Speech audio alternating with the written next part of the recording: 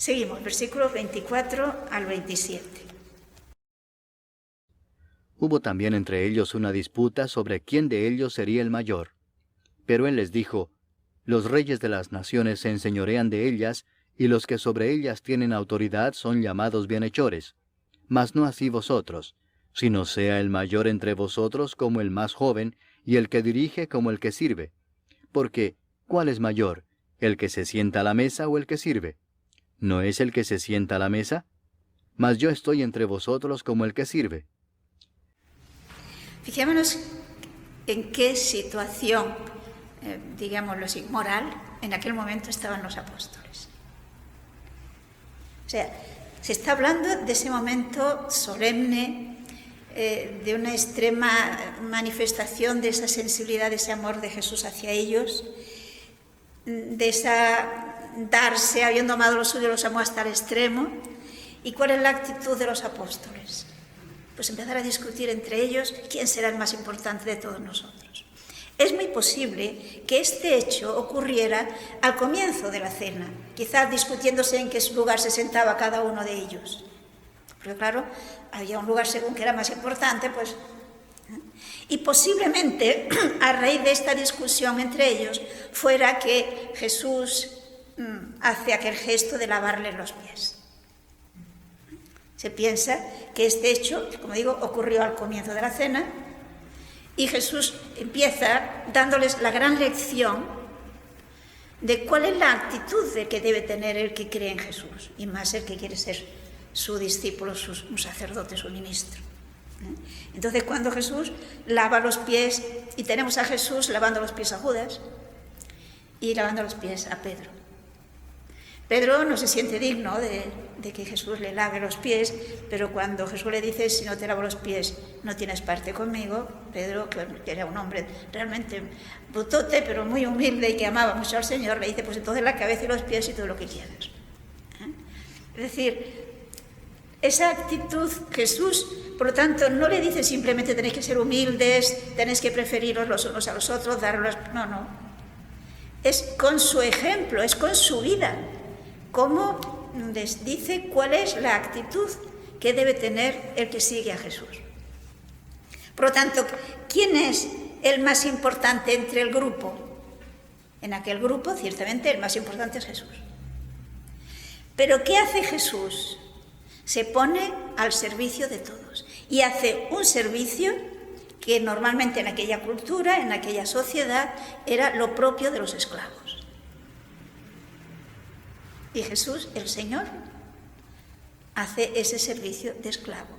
Por lo tanto, lo que aquí nos dice San Lucas, lo que hace es resumir la enseñanza que Jesús les da también de una manera, digamos, también simbolizada en aquel gesto de cuál debe ser la actitud. Entonces nos dice, ¿qué es la actitud que tienen los ricos, los señores, los reyes en esta sociedad? Pues son los que se hacen servir, ¿no? Son los que están sobre los demás, dominan, imperan sobre ellos, ejercen su autoridad, se imponen. Pero dice, entre vosotros no puede ser así. ¿Por qué? Porque Jesús no está con esa actitud, sino que quien quiera ser mayor tiene que ser el servidor de los demás, que es la actitud que tiene Jesús. Porque ¿quién es mayor? ¿El que está sentado a la mesa o el que sirve? No es el que está sentado a la mesa, sobre todo en aquella situación, en aquella cultura era así. Pues sin embargo yo estoy entre vosotros como el que sirve. Pero fijémonos que es muy interesante que, siendo así que esto hace muchos siglos que se dijo, nos cuesta entenderlo, Y la ambición de ser primeros, de que nos sirvan, sigue, y muchas veces sigue entre nosotros. Luego, ¿esto qué nos quiere decir? Que nos falta mucho todavía, que tenemos que convertirnos. No nos podemos conformar, aunque bueno, es que es lo que se hace, es lo que hace todo el mundo. No, es que el cristiano no puede hacer lo que hace todo el mundo. Ha de hacer lo que hace Jesús. Y Jesús nos enseña una escala de valores que no tiene nada que ver con la escala de valores que en nuestra sociedad se da. Pero si Jesús nos da esa otra escala de valores, está fuera de la sociedad, pues, está fuera de... No busca el bien de la humanidad, pues. Al revés. Yo lo que quiero es que nos demos cuenta que cuando Jesús nos enseña esta escala de valores es porque es la escala que realmente corresponde a nosotros. Es decir, es la escala que realmente nos hace bien. Porque es la actitud que tiene el que ama. Para el que ama no hace distinciones. Todos los amamos. Y si yo amo a alguien, realmente de verdad, ¿acaso no disfrutamos con ayudarle? Con tenerle feliz. Bueno, pues esto es lo que nos está enseñando aquí Jesús.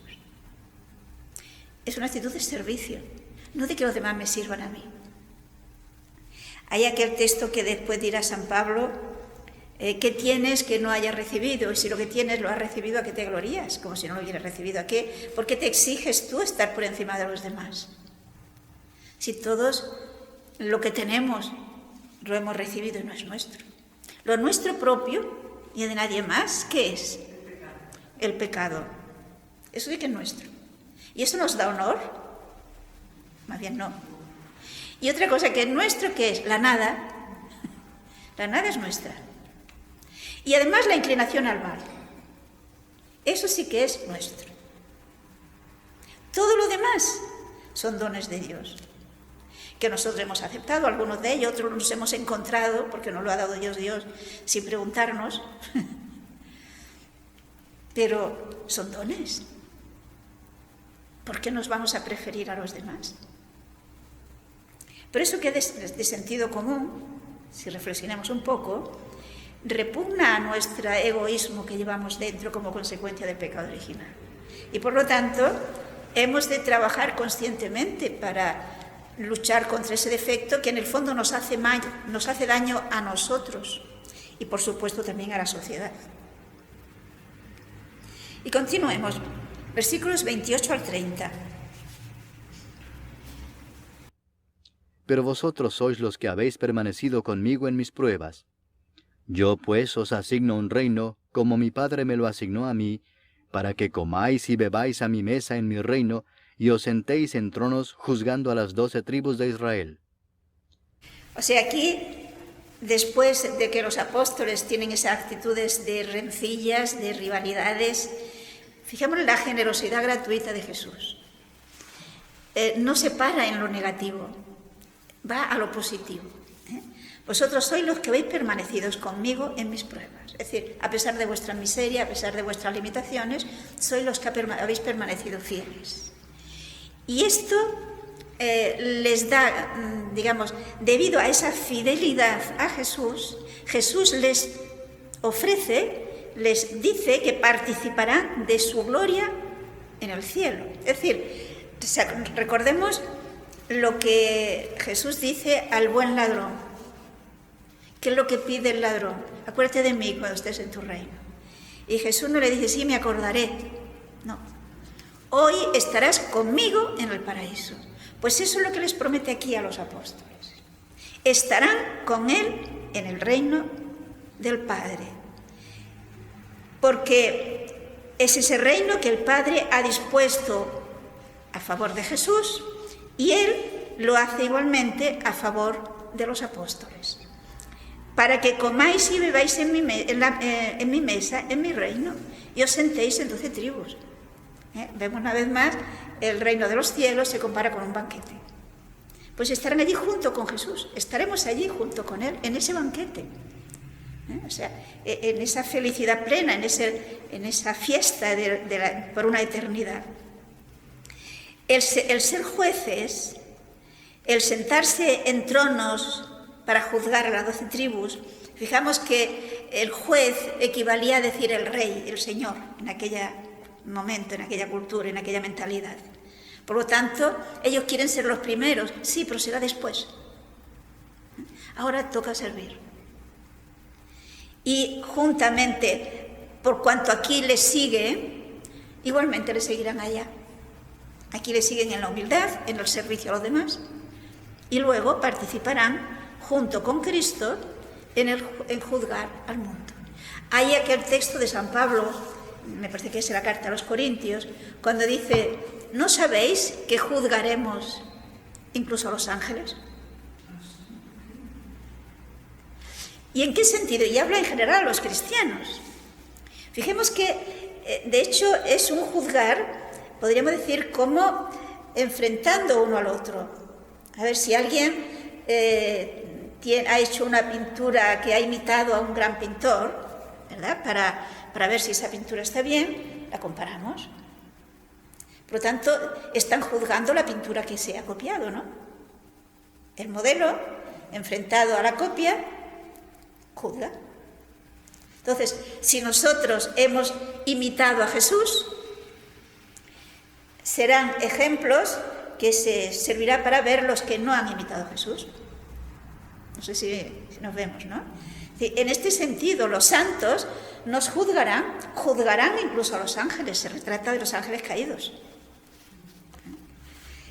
Es decir, la gloria que les espera a los apóstoles es realmente extraordinaria.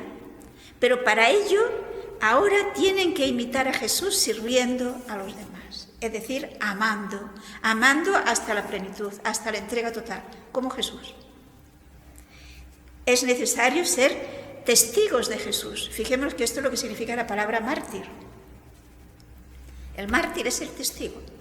Entonces, ahora hemos de ser testigos de Jesús. San Juan nos dirá, en la primera carta de San Juan, capítulo 6, creo que es el versículo... No, capítulo 2, versículo 6, si no recuerdo mal. 2:6, sí. Primera carta de San Juan, capítulo 2, versículo 6. Es carta, no evangelio, ¿eh? El que dice que permanece en él, debe andar como él anduvo.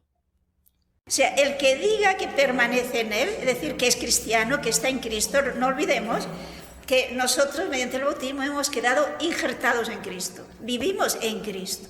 Pues si realmente estamos en Cristo, nuestra conducta tiene que ser como la suya, porque es Él el que mora en nosotros. Si una persona injerta, supongamos, una buena fruta en un árbol que daba frutos malos, ese árbol que daba frutos malos, ¿ahora qué frutos da? Buenos. Entonces, si nosotros, que somos malos, estamos injertados en Jesús, tienen que ser frutos buenos en nuestra vida, en nuestro comportamiento, en nuestra manera de actuar. Y si no, es que algo está fallando y no llega a nosotros esa savia que viene de allí, que viene de Él. Estamos impidiendo que nos llegue esa gracia, esa fuerza, esa luz que nos lleva a caminar, a comportarnos como se comportó Jesús. Entonces, por cuanto los apóstoles permanecen fieles, luego tendrán el encuentro definitivo, participar de la gloria de Cristo y participar, por lo tanto, de su condición de juez. No sé si lo vemos claro. Luego Jesús nos anima a que intentemos imitarle porque Él nos va a ayudar.